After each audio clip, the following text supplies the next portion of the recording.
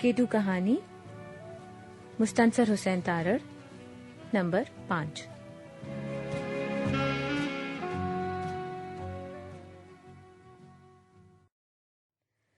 हमें बताया गया था कि पूरे कनकोडिया में 20-22 रोज तक मुसलसल मौसम खराब हो रहा था। तेज हवाएं, बारिशें और बर्फबारी। सिर्फ 3 रोज पेशतर बादल कम हुए थे और मौसम बेहतर हुआ था। हम सब के जहनों में एक ख्वाहिश थी, एक सवाल था, और ये ख्वाहिश इस लम्हे पैदा हुई जिस लम्हे में मैंने कनकोडिया में कदम रखा। हमें इल्म था कि सफर का इख्तिताम है, और जब इख्तिताम होता है तो वापसी का सफर शुरू हो जाता है। हम जानना चाहते थे कि वापसी कब होगी। बुलंदी के असर के अलावा वापसी की बेचैनी भी हमें बेआराम करती थी। जी तो डॉक्टर साहब, कल का क्या प्रोग्राम है? जो नियत इमाम की चॉइस साहब, आप बताइए। मुहिम के आगाज में फैसला तो यही हुआ था कि हम केटू बेस कैंप तक जाएंगे। बेशक कनकोडिया से आना जाना कर लें, लेकिन जाएंगे जरूर। क्यों गुलाम, हम सुबह जाकर शाम को वापस आ सकते हैं? मेरा ख्याल है कि आ सकते हैं। तुम बेस कैंप तक गए हो ना? गुलाम जरा झिझका। गया तो नहीं, लेकिन ले जाऊंगा साहब। मैंने आज जो मालूमात जमा की हैं उनके मुताबिक केटू बेस कैंप यहाँ से 1 दिन का सफर है। रास्ते में बहुत दरारें हैं और रस्ते के बगैर चलना दानिशमंदी नहीं है। छोड़ें चॉइस साहब। डॉक्टर साहब मूछों पर हाथ फेर कर बोले, अल्लाह के फजल से यहाँ तक खैर खैरियत से पहुंच गए हैं। सिर्फ बेस कैंप को हाथ लगाने के लिए कोई रिस्क लेना नहीं चाहता। यहाँ अगर किसी को भी कुछ हो जाता है तो आप ही को जिम्मेदार ठहराया जाएगा। 1-2 दिन यहाँ आराम करते हैं, कनकोडिया में घूमते हैं और फिर वापस चलते हैं। क्या ऐसा नहीं हो सकता कि हम लोग कल सुबह नाश्ते के बाद केटू की जानिब रवाना हो जाएं? और अगर रास्ते में कहीं भी कोई खतरनाक मकाम आ जाए तो बिल्कुल इसे अबूर करने की कोशिश ना करें और वहीं से वापस आ जाएं। हाँ, ये हो सकता है। मिर्जा साहब बोले, जिसकी मर्जी हो वो चले, बाकी लोग यहाँ आराम करें। हाँ, गुलाम को शायद कुछ याद आया। वहीद पोर्टर आपके साथ जाएगा साहब, वो बेस कैंप का रास्ता जानता है। चौरी साहब, जनाब खान साहब, अब मैं पूरी टीम की जानिब से एक अर्ज करना चाहता हूँ। डॉक्टर साहब पता नहीं क्यों कदरे संजीदा नजर आने लगे। जी फरमाइए। वापसी के बारे में टीम को जरा तशवीश है। आप तो रक्शे पर बैठकर चले जाएंगे, हम क्या करेंगे? ये रक्षा क्या था? इसने कहाँ से आना था और इस पर बैठ के मैंने कहाँ चले जाना था? ये वो मकाम है जहाँ मुझे इन सवालों के पस मंजर के बारे में आपसे यानी पढ़ने वालों से कुछ कहना है।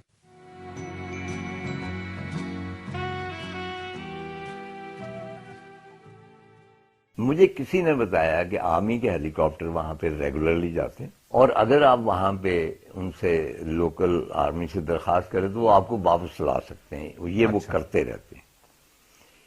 तो मैं स्कर्दू में जो कोई कमांडेंट थे या क्या ब्रिगेडियर साहब थे, उनसे मिला। तो उनसे मैंने कहा कि जी अगर ये मुमकिन हो सके, उन्होंने वादा नहीं किया। उन्होंने कहा जी हमारी रेगुलर वहां पे नहीं हेलीकॉप्टर जाते, बाहर तो और मैं कोशिश करूंगा, लेकिन इसकी उम्मीद ना रखिएगा। Good enough. मैं ज़हनी तौर पे तैयार था कि वापस उसी तरह आऊं। तो वो हेलीकॉप्टर आ गया। तो वो उन्होंने कहा जी एक बंदा वो उठाएंगे। हेलीकॉप्टर था ही मच्छर था, और उन्होंने कहा कि जी वो हेलीकॉप्टर का वो बंद नहीं करेंगे उसका इंजन, क्योंकि वहां फ्रीज हो जाता। अच्छा। तो उस हेलीकॉप्टर में एक उनका नेविगेटर था, एक पायलट थे, साथ में बैठ गया, हम 3 थे। अब बाकियों को जो अगर मैं छोड़ आया तो वो बैठ नहीं सकते थे उस हेलीकॉप्टर में। और दूसरा, आप समझ लें कि बुलंदियों पे जब आप थक जाते हैं, आपको घर याद आ जाए तो आप थोड़े से कमीने हो जाते हैं, दोस्तों को भूल जाते हैं। ये इंसानी खसलत है और मुझ में ये कूट कूट के खसलत भरी हुई है।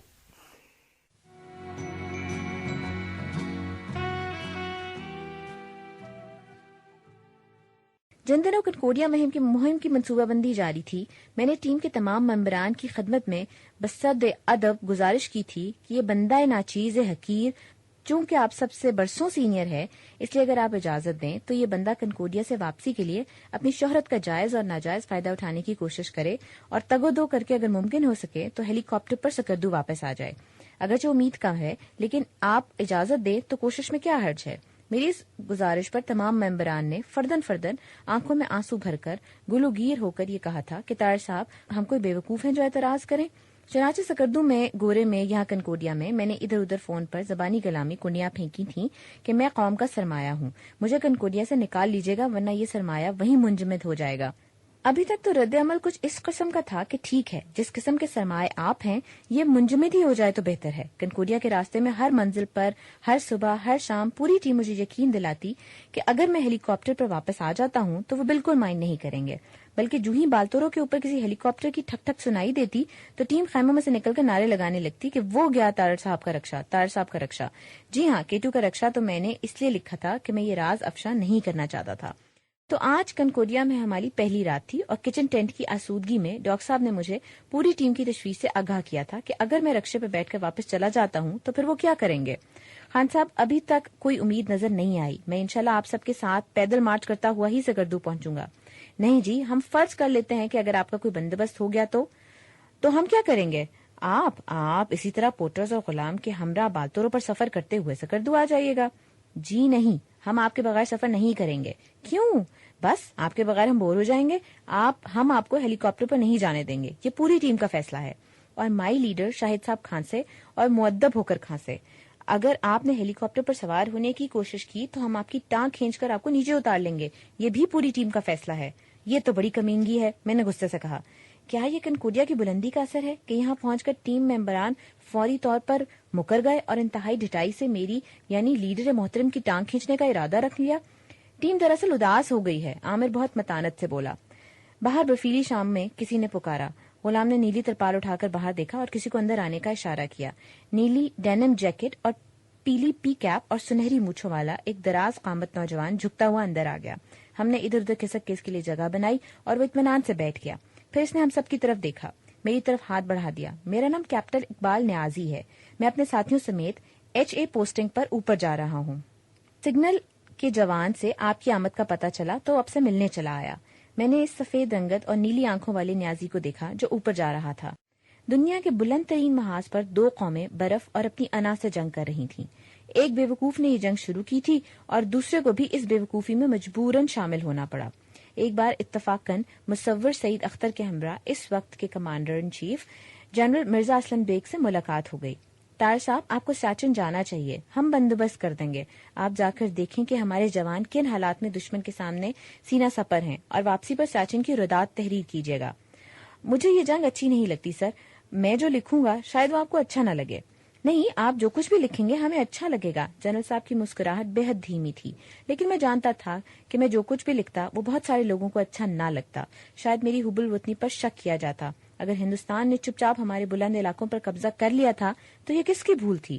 میری تو نہیں تھی، ان بیٹوں اور جوانوں کی بھی نہیں تھی جو برف اور بلندی سے لڑتے اپاہج ہو جاتے ہیں یا گلیشیئرز میں دب جاتے ہیں، اور ان کی بھی نہیں تھی کہ جو کہتے ہیں کہ سیاچن ویران علاقہ ہے، وہاں تو گھاس کا ایک تنکا بھی نہیں اگتا۔ کنکورڈیا سے واپسی پر لاہور میں ایڈونچر ٹورزم کے حوالے سے پاٹا کانفرنس منعقد ہوئی۔ ایک ڈنر کے دوران کیٹو پر قدم رکھنے والا پہلا پاکستانی اشرف امان مجھے ایک طرف لے گیا۔ طاہر صاحب، آپ اس مضبوط جسم کے کم بالوں والے شخص کو دیکھ رہے ہیں؟ یہ نریندر کمار ہے، ہندوستان کا مشہور کوہ پیما ہے۔ یہ 2 ماہ تک سیاچن کے علاقے میں گھوما تھا، نقشے بنائے تھے اور پھر ہندوستانی فوج انہی نقشوں کی مدد سے سیاچن میں آئی تھی۔ کہا جاتا ہے کہ آپریشن کے دوران یہ شخص انڈین آرمی کے ہیڈ کوارٹرز میں موجود تھا۔ اسے پورا ہندوستان سیاچن کے حوالے سے جانتا ہے اور ہیرو مانتا ہے۔ انٹیلیجنس کا آدمی ہے، تو پھر یہ یہاں کیا کر رہا ہے پاکستان میں؟ اشرف نے کندھے سکیڑ دیے۔ میں اسے ملنا چاہتا ہوں۔ نریندر کمار 60 کے لگ بھگ تھا اور اس کی نظروں میں میرے لیے شک ہی شک تھا۔ کانفرنس کے بعد مندوبین کو ایئر سفاری پر لے جایا گیا۔ PIA کا بوئنگ بہت آہستگی سے کم رفتار اڑان کرتا تھا۔ نانگا پربت، راکا پوشی اور کیٹو کے گرد چکر لگاتا ہوا میں نے ایئر سفاری کے دوران پایو، ٹرانگو ٹراورس، اردوکس اور کنکورڈیا کو سپاٹ کیا، برالڈو کو محسوس کیا اور اوپر سے بالتور اور سیچن بھی دکھائی دیتے تھے۔ اور اس ایئر سفاری پر نریندر کمار کو بھی لے جایا گیا، کرنل ریٹائرڈ نریندر کمار۔ اسے جو کچھ زمین پر دیکھ کر رپورٹیں مرتب کی تھیں اب اسے ایئر سے بھی دکھایا گیا۔ تو یہ کس کی بھول تھی؟ میری تو نہیں تھی، اس نیلی آنکھوں والے نیازی کی بھی نہیں تھی جو کنکورڈیا کی برف زدہ شام میں ہمارے کچن ٹینٹ میں داخل ہوا تھا۔ رات آرمی پوسٹ کے فون پر سکردو سے اطلاع آئی تھی، ایک اطالوی کو پیما جو اس وقت کیٹو بیس کیمپ میں اپنی مہم کے ساتھ تھا، اس کے والد کا انتقال ہو گیا تھا۔ روم میں والد نے مرتے ہوئے کہا تھا، میرے بیٹے کو اطلاع کر دو، وہ مجھے آ کر دفن کر دے، یہ میری آخری خواہش ہے۔ کوپیما کو اطلاع کر دی گئی تھی، وہ صبح کنکورڈیا آ رہا تھا اور اس کی درخواست پر ایک ہیلی کاپٹر اسے لینے کے لیے کنکورڈیا آئے گا۔ پچھلی شب کیپٹن نیازی نے بتایا تھا کہ 1954 میں گم ہونے والے ایک کوپیما کی لاش کل صبح نظر آئی ہے اور اسے نیچے لانے کے انتظامات کیے جا رہے ہیں۔ نیچے بیس کیمپ کے نواح میں کلکی میموریل ہے. یہ کیٹو کا قبرستان ہے. چٹان پر تامچینی اور سلور کی تھالیاں کیلوں سے ٹھوک دی گئی ہیں اور ان پر مرنے والوں کے نام ہیں اور مرنے والے چٹانوں کے نیچے دراڑوں میں ہیں. اور کنکوڈیا کی پہلی رات میں میرا وہم و گمان موت کی طرف کیوں جاتا تھا؟ اس فون کال کی وجہ سے جو روم کے کسی سرد خانے سے سکردو کے راستے کنکوڈیا تک آئی تھی. ہر شخص موت کی خبر سن کر اپنی موت کی دہشت سے خوفزدہ ہوتا ہے. ہر شخص کسی دوسرے کے عزیز کی موت کی خبر سنتا ہے تو اسے اپنے عزیز یاد آتے ہیں. میرے والد بھی بیمار تھے اور میں ان کے لیے فکر کرتا تھا، اسی لیے میرا دھیان موت کی طرف جاتا تھا. لیکن بالآخر اس سرد خانے میں نیند بھی غالب آ گئی. شاہ گوری پر شاندار سورج طلوع ہو رہا ہے. شاندار سورج طلوع ہو رہا ہے. شاندار سورج آہستہ آہستہ ابھر رہا ہے. ایک شاندار دن کا سورج 5 رنگوں میں. خدا کرے کچھ نہ بدلے، خدا کرے قسمت ساتھ دے. میں دنیا کی تنہا ترین جگہ سے خوشی لینے کے لیے آیا تھا. میں نے کروٹ بدلی، چہرے پر سے سلیپنگ بیگ سرکایا اور آنکھیں کھول دیں. میں نے سلیپنگ بیگ کی سرخ کینچلی اتاری اور زپیں کھول کر خیمے کا پردہ سرکایا. چین میں کہیں سورج طلوع ہو رہا تھا اور اس کی سرخی آنے والی روشنی کا پتہ دیتی تھی. آسمان صاف ہے. میرا دل تھوڑی دیر کے لیے رکا. کیا کیٹو بھی براڈ پیک کی طرح صاف نظر آ رہا ہوگا؟ میں نے جلدی سے ڈاؤن جیکٹ پہنی، ملک صاحب کے عطا کردہ مٹنز ہاتھوں پر چڑھائے اور چھپ کر خیمے سے باہر آ گیا. خیمے کے اندرون کی نسبت باہر سردی تھی اور بہت زیادہ سردی تھی. ابھی سب کچھ صاف سجائی نہیں دیتا تھا. کنکوڈیا میں سویر کی سفیدی بہت اطمینان سے اتر رہی تھی. صبح ایک جگہ مکمل دھوپ تھی. شاگوری کی چوٹی سے لے کر پاؤں تک ایک سفید پٹی جو یہاں سے دکھائی دیتی تھی. کسی بادل کا شائبہ تک نہ تھا. آسمان کورا تھا، صاف تھا اور گہرا نیلا تھا. کیٹو جتنا بھی دکھائی دے رہا تھا صاف اور ان فوکس تصویر دکھائی دے رہا تھا. میں فوری طور پر ہوشیار ہو گیا. میں پتھروں پر سنبھل کر چلتا ہوا بالتروں کے اختتام پر خیمہ بستی تھی وہاں تک پہنچ گیا.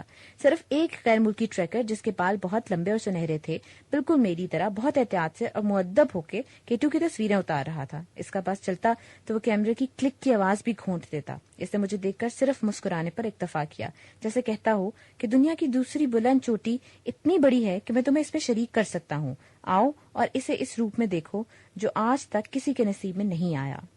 شاہ گوری میرے سامنے تھی، ایسے کہ پورے کنکوڈیا اور گاڈاؤن آسٹن گلیشیئر پر ابھی تک نیم تاریکی تھی اور شاہ گوری دھوپ میں تھی.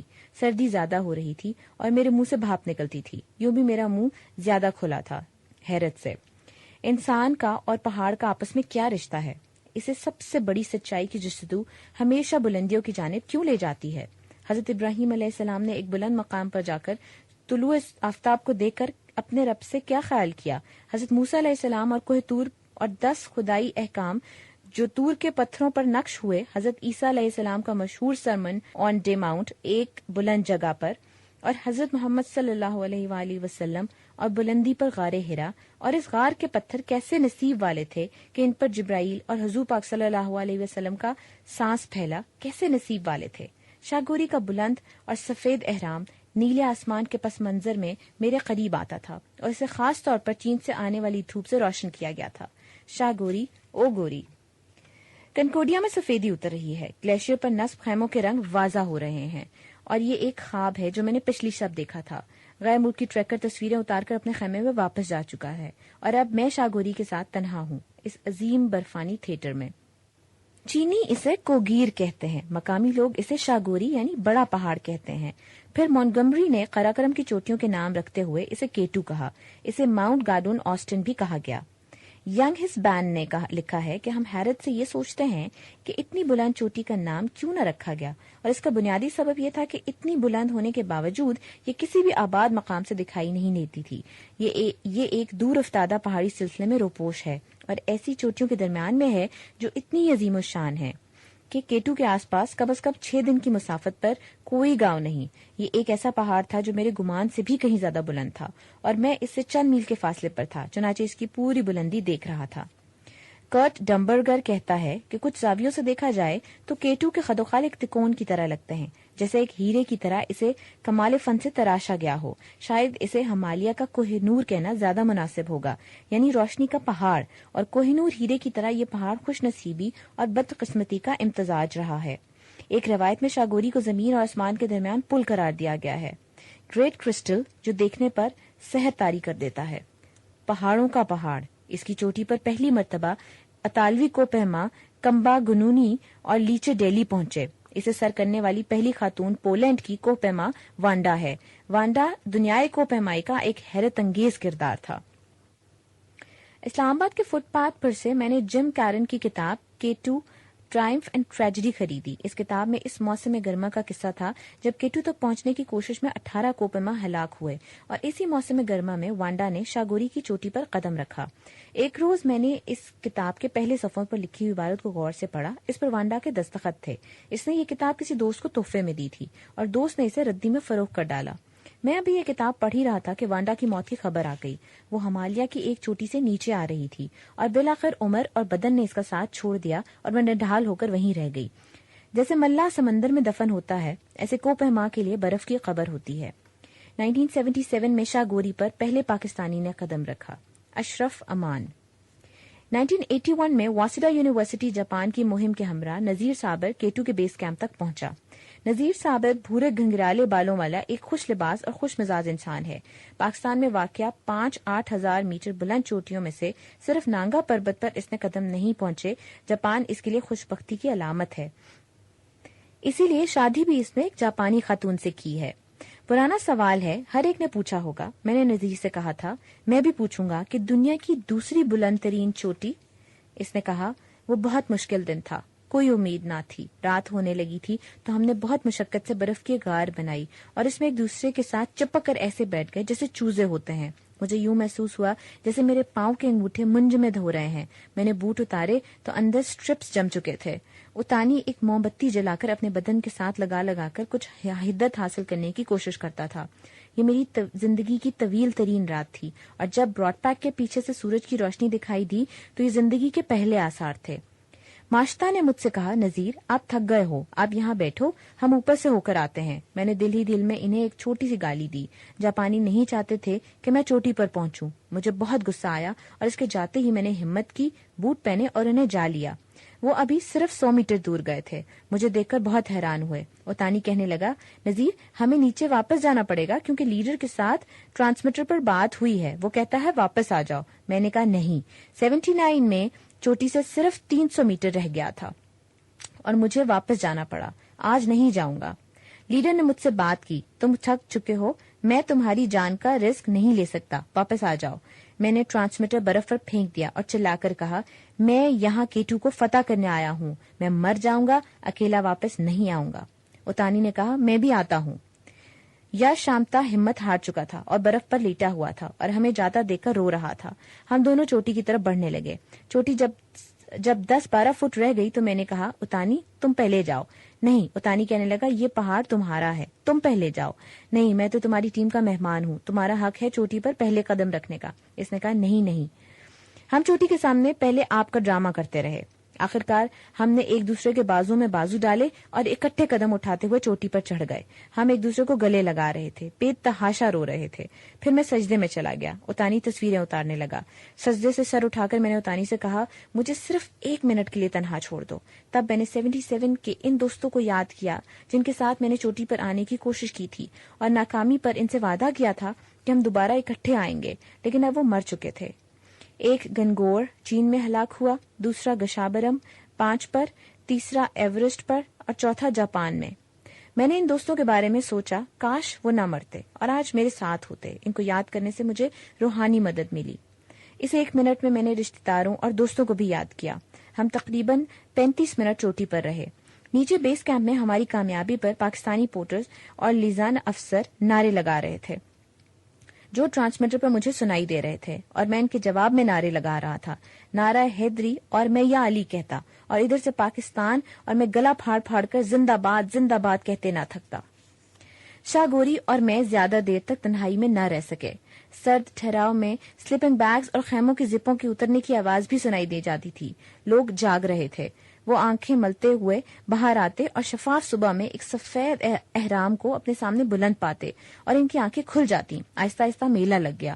ایسی شفاف سویر جو بہت دنوں بعد آئی تھی۔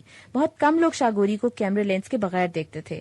لگتا تھا کہ ہر شخص کی دائیں آنکھ پر پیدائشی طور پر ایک مشین فٹ ہے جو کلک کلک کرتی جاتی ہے۔ کنکورڈیا میں دنیا کا بدترین فوٹوگرافر بھی بہترین تصویر اتارتا ہے. کہیں کسی جانب بھی کیمرے کا رخ کر کے بٹن دبانا ہے اور تصویر میں ایسا منظر ہوگا جو آپ کو حیرت زدہ کر دے گا. لاہور واپسی پر جب میں نے پرنٹ نکلوائے تو ان میں ایک تصویر ایسی تھی جس کے بارے میں مجھے آج بھی شبہ ہوتا ہے کہ یہ میری تصویر کھینچی ہوئی ہے یا یہ وہ منظر تو نہیں جو میں نے دیکھے تھے. یہ کہاں سے آ گئے؟ ویڈیو بنانے کے بعد ہم واپس اپنے خیموں کی طرف آتے ہیں جہاں غلام ایک عرصے کے بعد دل کھول کر اپنی لگڑ بگڑ ہنسی ہنستا ہے اور ہمیں یہ ہنسی پہلی بار بے حد پیاری لگتی ہے. ناشتہ تیار صاحب. نیلی ترپال پتھروں پر بچھی ہے اور اس پر ناشتے کی گرم مہک والے برتن اور مگ بھاپ دے رہے ہیں. موسم کی شفافی بدستور قائم ہے. البتہ بادل کی 2-3 چھوٹی چھوٹی سفیدیاں نمودار ہو چکی ہیں اور شاگوری کی ڈھلانوں کے ساتھ لگنے کی کوشش کر رہی ہیں. ناشتے کے دوران آئندہ پروگرام پر گفتگو ہوتی ہے. شاہد صاحب اپنے مخصوص انداز میں کھانسے. ویسے لیڈر کا کیا خیال ہے؟ میری خواہش ہے کہ ہم خیمے یہیں رہنے دیں اور ہلکے پھلکے سامان کے ساتھ کنکورڈیا سے نکل کر شاگوری کی طرف چلنے لگیں. ظاہر ہے یہ ایک دن کا سفر ہے اور ہم وہاں پہنچ کر واپس نہیں آ سکتے. اس صورت میں اگر براڈ پیک میں کے بیس کیمپ تک ہو کر آ جائیں تو ایک زبردست ٹریک ہوگا. وہاں راستے میں کہیں بھی اگر کوئی خطرناکی ہوئی تو فوراً واپسی. کیا خیال ہے؟ کوئی حرج نہیں. ڈاکٹر صاحب نے سر ہلا کر تائید کی. آؤٹنگ ہو جائے گی لیکن جہاں پہلی درار ہوگی وہاں سے یہ بندہ تو واپس آ جائے گا.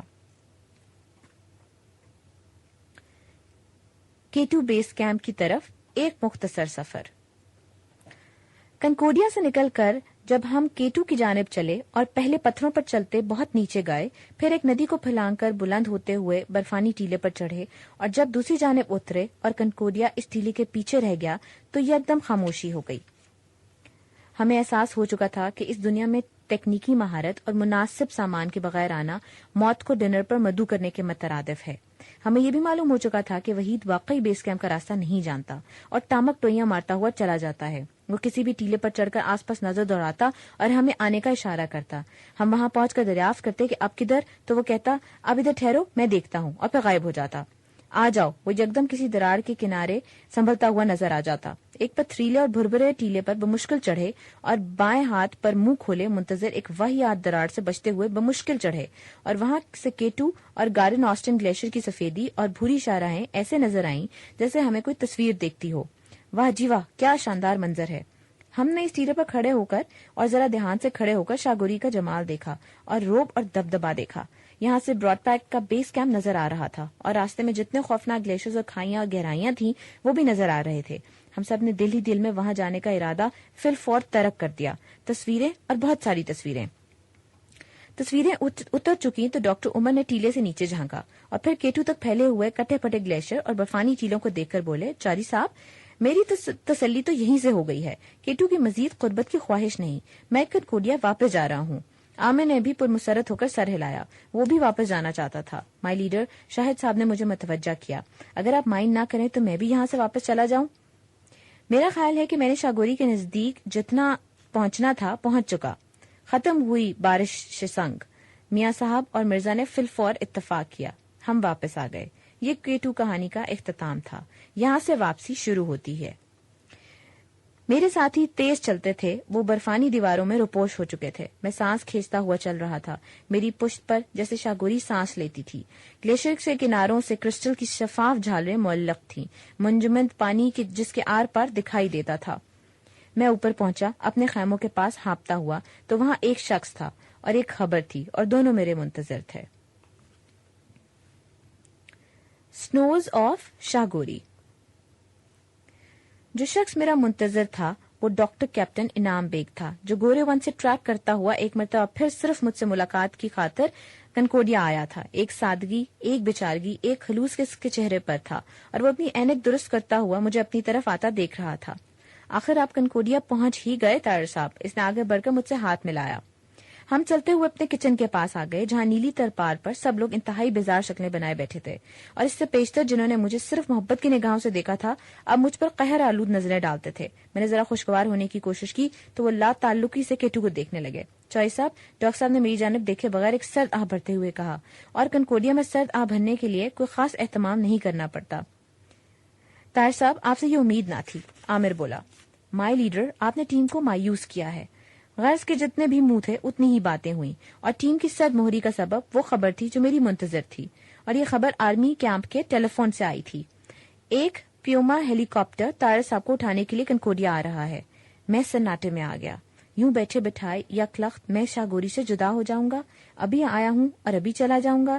جدائی کی ناخوشی نے مجھے بے حد بے چین کر دیا، لیکن یہی ہیلی کاپٹر بالتوروں کی دراڑوں اور بلند برفوں کے اوپر سے پرواز کر جائے گا، درائے برالڈو کے اوپر کھائیوں میں معلق راستوں سے نجات دلا دے گا، اور مجھے اس راستے پر سے دوبارہ نہیں گزرنا ہوگا جہاں ایک جھاڑی میں برالڈو میں گرتے پورٹر کی چھڑی اٹک گئی تھی۔ 8 دن کی مسافت ہیلی کاپٹر کے بلیڈ میں کھٹ کھٹ کرتی کٹ جائے گی اور 8 لمحوں میں مکمل ہو جائے گی۔ غلام کو کہا گیا کہ وہ ہمارا آخری کھانا تیار کرے۔ کنکوڈین لاسٹ سپر۔ اس لیے کہ میری رخصتی کی خبر سے پوری ٹیم بدل ہو گئی تھی اور انہوں نے بھی آج ہی روانگی کا فیصلہ کر لیا تھا۔ وہ خیمہ بستی اجڑنے لگی جو ہم نے کنکوڈیا میں آباد کی تھی۔ پیکنگ شروع ہو گئی، پورٹرز یکدم حرکت میں آ گئے۔ ہمارا کنکوڈین لاسٹ سپر ایک نہ بھولنے والا تجربہ تھا۔ بہت اعلیٰ ذائقے کا حامل پلاؤ، چکن کے مسالے دار ٹکڑے، اورنج جوس، کافی اور ڈاکٹر صاحب کے لیے ٹیونا فش۔ اور پھر ایک مدھم سی آواز آئی، پھر ایک پھڑ پھڑاتا ہوا دھبا سا دکھائی دیا جو دیکھتے دیکھتے اڑتے پرندے میں بدلا اور ہمارے سروں پر سے گزر کر چوغلیزا کی جانب چلا گیا۔ طارر صاحب، ڈاکٹر انعام نے فوراً کلائی اٹھا کر گھڑی پر نگاہ ڈالی۔ یہ آپ کا ہیلی کاپٹر ہے، تقریباً آدھے گھنٹے میں واپس آ جائے گا، آپ فوراً تیار ہو کر آرمی کیمپ پہنچے، وہیں لینڈ کرے گا۔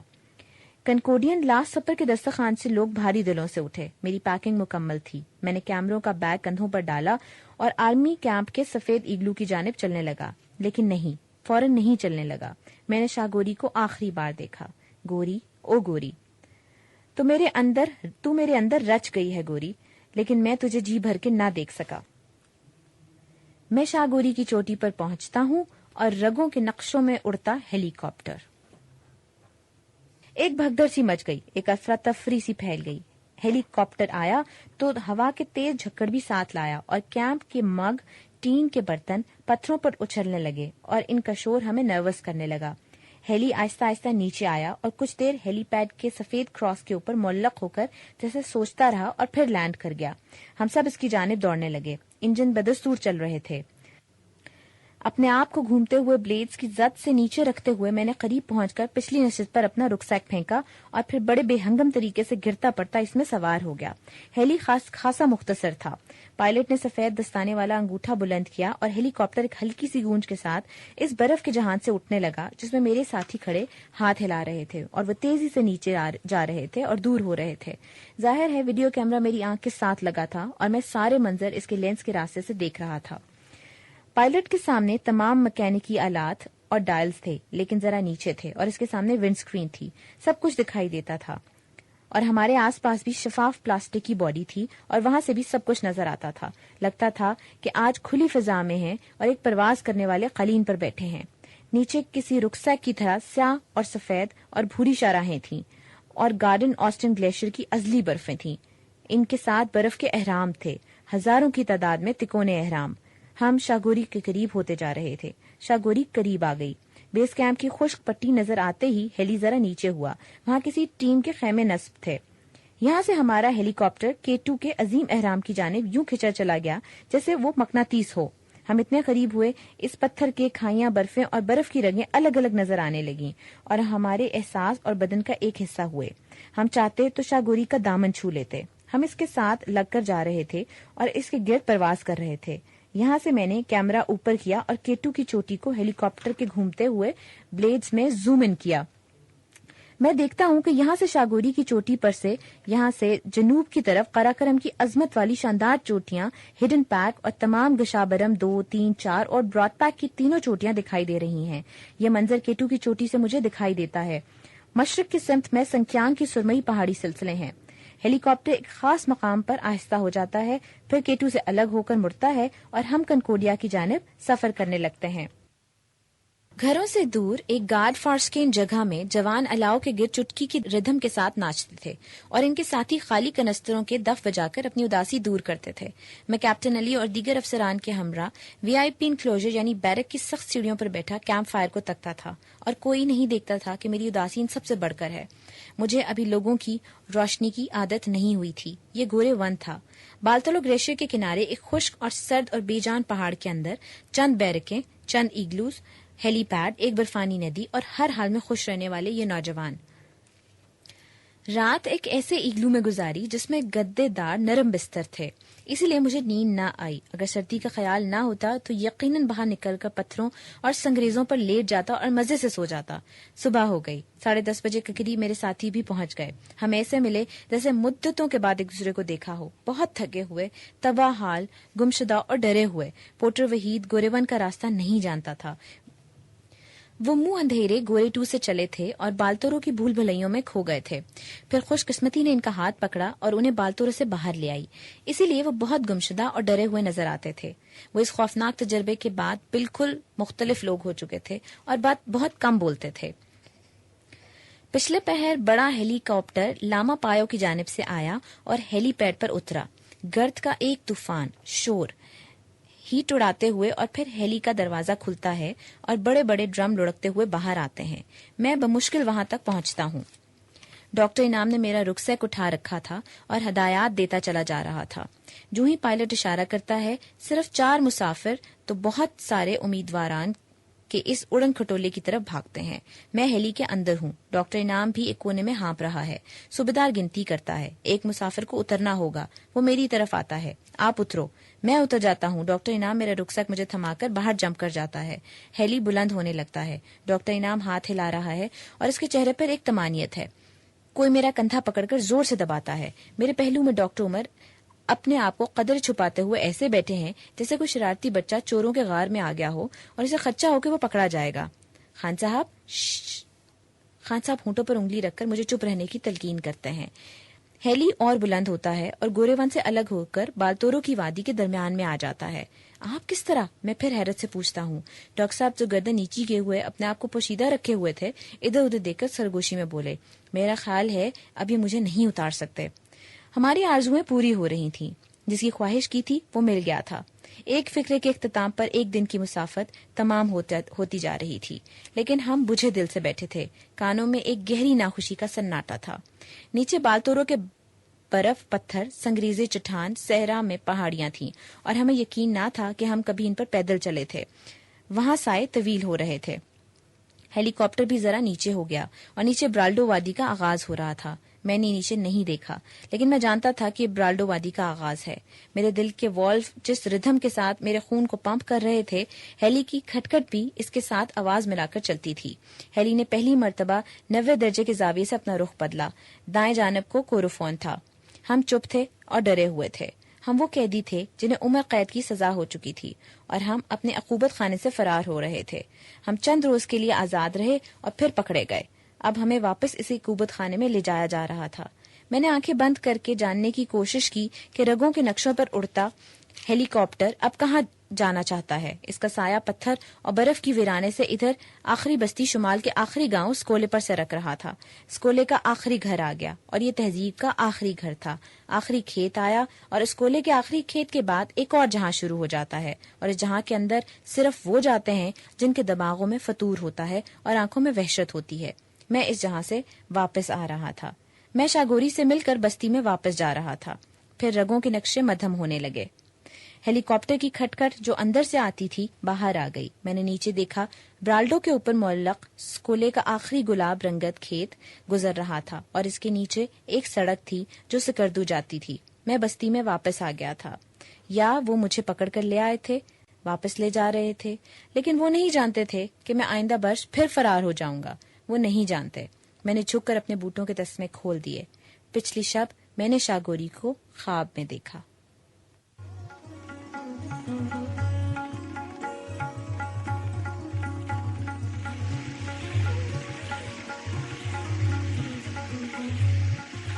اس کے ساتھ ہی یہ کتاب اپنے اختتام کو پہنچی۔ آپ کے لیے پڑھا ادینہ شہزاد نے۔ آڈیو کنٹرولز پہ ہیں عارف بزمی اور مبشر علی۔ یہ اس کتاب کی کیسٹ نمبر 5 اور آخری کیسٹ ہے۔ اگر آپ ان سے صوتی کتابوں کے سلسلے میں رابطہ قائم کرنا چاہیں تو سائمہ عمار سے ٹیلی فون نمبر 2253-803 یا پیو باکس 1652 اسلام آباد پر رابطہ قائم ضرور کیجیے گا۔ PFFP آڈیو ورلڈ کی صوتی کتب کی کاپی بنانا قانوناً جرم ہے۔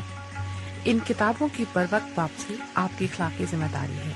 اب انشاءاللہ آپ سے پھر کسی کتاب میں ملاقات ہوگی۔ آڈیو ورلڈ کی جانب سے اللہ حافظ۔